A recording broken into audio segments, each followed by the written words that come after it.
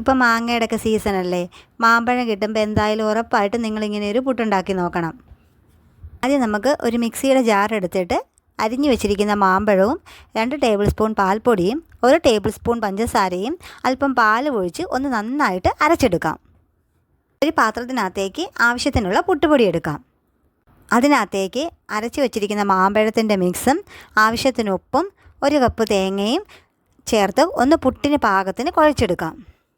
ഇതിപ്പോൾ ഒന്ന് നന്നായിട്ട് കുഴച്ചെടുത്തിട്ടുണ്ട്. ഇനി ഇതൊരു 15 മിനിറ്റ് ഒന്ന് റെസ്റ്റ് ചെയ്യാൻ വെക്കാം.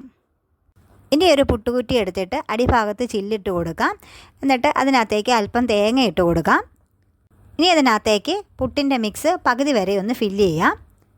അരിഞ്ഞു വെച്ചിരിക്കുന്ന മാങ്ങാ കഷ്ണങ്ങൾ ഇട്ട് കൊടുക്കാം.